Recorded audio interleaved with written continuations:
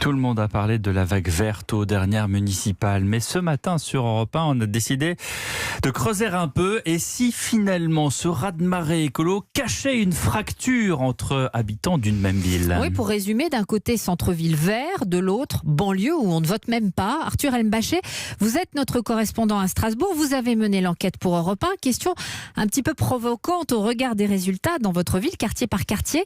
Est-ce que votre nouvelle maire écologiste est aussi la maire des quartiers pauvres?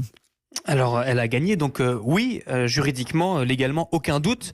Mais l'analyse des résultats bureau par bureau, Hélène, laisse pantois. Petit 1, l'écologiste Jeanne Barséguian, donc, écrase tout dans l'hypercentre et dans les quartiers branchés. Canton numéro 1, elle gagne dans 100% des bureaux de vote. Petit 2, c'est au même endroit que ça a le plus voté. Canton numéro 1, abstention à 53% seulement. C'est 10 points de moins que la moyenne à Strasbourg. Petit 3, la vague verte s'arrête à l'entrée des banlieues où vous avez parallèlement une abstention énorme, plus de 87% dans un bureau du Neuhof, 85% dans un autre à Haute-Pierre. Résultat, promenez-vous dans les cités de Haute-Pierre avec une photo de la nouvelle première magistrate, ça donne ça.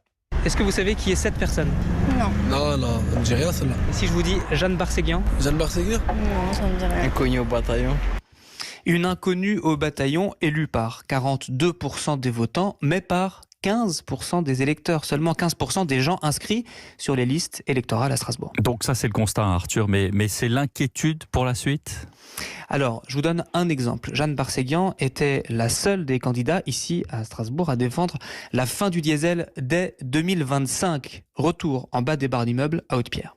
Diesel, 1, 2, 3, 4, 5, 6... Sur 12 voitures, il y en a une essence. Sur un seul parking, il y en a je sais pas combien dans le quartier. Mais elle a pété les plombs. Ouais, c'est bien beau l'écologie, mais... Elle a cru que les gens ils étaient tous riches ou quoi. Encore les interdire une fois par semaine ou un truc comme ça, mais les interdire tout court, on peut pas faire ça comme ça. Jean-Philippe Vetter est conseiller municipal des Républicains. Vous avez l'ouvrier effectivement qui va travailler en dehors de Strasbourg et qui a besoin de sa voiture. Il travaille en 3-8 à un moment où il n'y a pas de transport en commun accessible. Et donc ces gens-là, ils ont une voiture qui vaut peut-être quasiment rien aujourd'hui et ils n'ont pas les moyens de changer de véhicule.